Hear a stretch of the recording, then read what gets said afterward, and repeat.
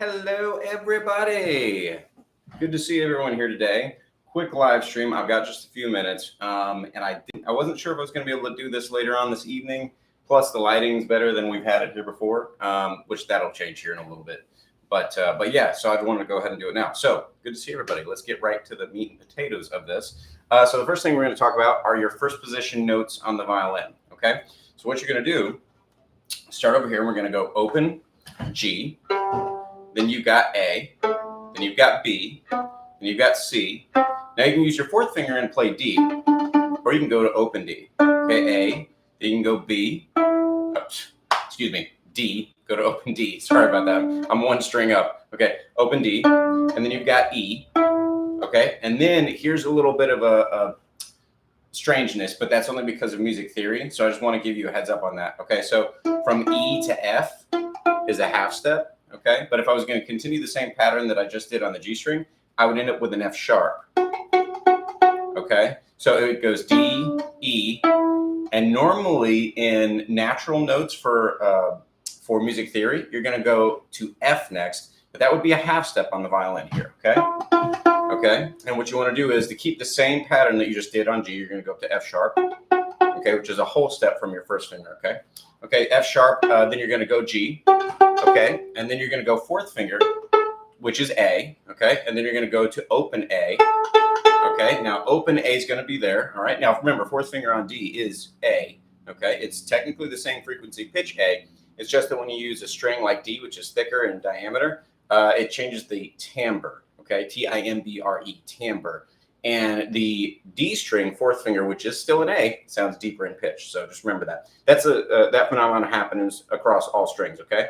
And then you're going to go A, B, and then here we have that same music theory kind of thing where you only have you only have a half step from B to C. Okay, now C is right there. That's only a half step from B. Okay, all right, real close there. Now we're going to go C sharp. Okay, now C sharp is going to be that same whole step from B to, well, it's C sharp now. It's a whole step from B, right? Okay, and then from C sharp, you're going to go to D. Now, fourth finger here, okay, fourth finger on the A is going to get you an E, right? Same frequency pitch as the open E, so we're just going to go to open E, okay? And then here's a little funky. Remember we had only a half step from E to F, okay? That would make a low one here, what we normally call a low one here on in first position. Okay, but let's do an F sharp. Let's kind of make this uniform. Okay, so that's going to be an F sharp on the E string. In first position there on that same location that all the other first fingers are located at that we've done thus far, okay? Okay, so that's an F sharp. Now, here's the thing. To get to the next regular position, I call it regular position. That's just one of the things that I call it. It's going to be a G sharp on the E string, okay? Okay, now to get to a G natural, though, you'd only go a half step up from your first finger there on F sharp. Okay, I just want to point that out. That's your G natural. G sharp is here.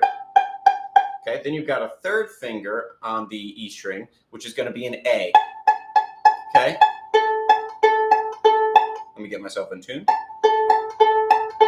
Okay, see, open A. Same as third finger on the third, what your third finger would be on the E string in what I call a normal position. Some of the stuff is kind of subjective, right? It's just the way. It's what we as violinists and teachers have kind of gone back and retroactively named, right? Like, in other words, if you were never taught anything about the violin, you might have a different way of thinking about this. But this is just kind of what I was taught with growing up.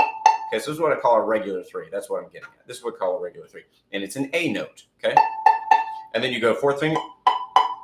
That's a B. Okay, remember you've got, okay? Okay, so you see how you start to repeat notes over time. And that's because in the music alphabet, you've got A, B, C, D, E, F, G. And those are the 7 letters that you have. It repeats back to A after G, right? So just keep that in your mind. Keep that in your mind that it goes A, B, C, D, F, G, goes back to A. Now, there's 5 other notes, but those are those other letters plus sharps, okay? And those are the 12 unique pitches in music. In other words, I don't know how do you describe this? They don't repeat themselves. They do, but in the sense that you go octaves up or octaves lower. Those 12 pitches are the frequencies that we use in Western music. That's a better way to describe it. Those 12 pitches are the frequencies that we use in Western music. And then you have different versions of them depending on the octave up or down that you use. Okay. Now, so we're going to do that for the violin. Now, let's go ahead and take a moment to do that on the guitar. Okay. Now, that's first position violin. First position violin. Okay. So.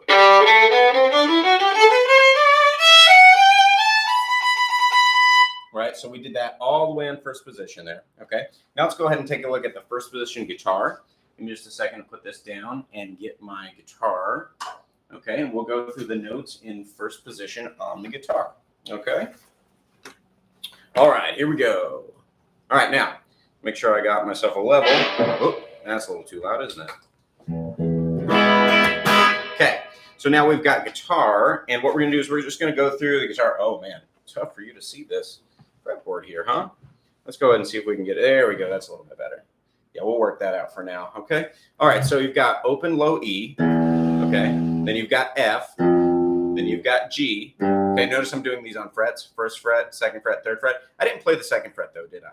I just went from first fret to third fret. That's going to change. But I'm doing all the natural notes for you here on the guitar. It's a little bit easier to do this on the guitar for the natural notes. For the violin, we usually start a different way. Normally, you learn in patterns. The guitar, I'm going to teach you all the natural notes in first position. Okay, I can do the same thing on the violin, but because this is tuned in fourths and that's tuned in fifths, I feel like it's a little bit easier to do it this way. I don't know. If you feel differently, put it down in the comments section. I'm open to anything. I teach people a couple of different ways, depending on what their learning pattern is like. But this is how I feel like is probably the easiest way to learn on guitar. So open, low E, F, G. Okay, then you've got A. Now A is going to be fourth finger on the fifth fret of low E. That's going to be the same as open A. So the next string, so the fifth fret of any given string, except for G, this will change for G and B, is going to be the same letter as the very next string higher in pitch. Okay, so fifth fret low E, open A. Okay, and we're going to go A, B, C, then we're going to go to D, fifth fret. Okay, remember that rule that we just had. Open D is next. Okay, you go D, E, F. Okay, and then we're going to go to G, fifth fret. Okay, then open G. Okay, then we're going to go open G. Then we're going to go A. Okay, now here's where it gets a little weird. Okay, the G is tuned not in fourths. It's actually tuned in. It's actually tuned in a major third. Okay, so you're going to go open G. Okay, then you have A, second fret. Then you're going to go B on the fourth fret, which is the same as your open B string. Okay, now you're on the open B string. Now you're going to do first fret for C. Then you're going to do third fret for D. Okay, now we're going to get back into that old pattern we were just using. Okay, then you're going to do your fourth finger on the fifth fret of B, and that's going to be the same as open high E. Okay, then you're going to do first finger, first fret, F. Then you're going to do third finger, third fret, which is G, and then you're going to go fourth finger, fifth fret, which is A. Okay, notice high E, low E, high E, low E, same frets, same positions, everything, same letters, just 2 octaves higher or lower, depending on which one you're playing, than the other. Okay, so that's kind of what you're getting at, or not getting at, but that's kind of what you're getting when you learn all the notes in first position. I think it's really important to do that for both instruments. And, you know, your teacher will do that for you as well. But it's really important to know that. It's really important to know where they are physically. It's really important to know where they are on your sheet music as well. I'm a big fan of learning how to read sheet music, whether it be on guitar, violin, whatever, drums. Yes, drums has sheet music as well. Whatever it is that you're learning on, I'm a big fan of that. I really think everybody should do that. Okay. So yeah, consider that, get a good book. I can give you suggestions. We got some on our website if you need any of those. Okay. All right. Oh, next topic. Let's talk about this. Let's talk about don't be afraid. So I'm organizing, or at least I'm in the process of organizing some outdoor quote unquote jam nights or gigs, right? For my students. And, you know, obviously I don't throw my beginner level students into this kind of stuff, but I do want them to be able to play out live or in front of people. I just think it's really important that even if you're starting out, it's really important to get yourself out there in front of people that maybe you know, but then maybe you don't know. Okay. Why? Because performing is kind of like a muscle. The more you do it, the better you get at it. Okay. Especially performing live. I really suggest doing that. You know, it really just kind of hyper focuses you, and it teaches you what you need to work on, what you need to, what you didn't need to work on, what to do when you walk away from it, how to prepare for anything that might be a little bit stressful. Okay. I think it's a really, really solid thing to do. So anyway, that's just my suggestion there. I would definitely give that a thought about performing either on a like an open mic night, a jam night. If you got some blues jams where you are playing guitar, if there's like a bluegrass jam or something on fiddle, you know, that you're doing. It's a little bit harder to do with classical music, unless you're living like in a college town or a big city or something like that. Then you might have like chamber groups or chamber clubs or something like that where they play, you know, chamber music and stuff like that. But anyway, think about stuff like that. I think it'd be really beneficial to you. Or just sit your family members down and say, hey, why don't you listen to me, right? Listen to me play. I think that's really important too. Okay, so the next thing on my list is, upcoming videos. All right, so funny thing, I was talking about rosin, I think last week. I think that was last week's video, right? Talked about the 2 different types of rosin that I recently experimented with. Well, there's an update on that, and that video is going to come out pretty soon. I also got a video on just a really cool, it's like basically a funk song to me, but it's a soul R&B funk song to me. And it's not originally chorded on a guitar, but I put it on the guitar. So I think you'll enjoy that one. You'll see that one coming out pretty soon too. But yeah, just wanted to give you an update on that. We're having a good old time over here doing some jams. I got some more lessons I'll be teaching here in a little bit, but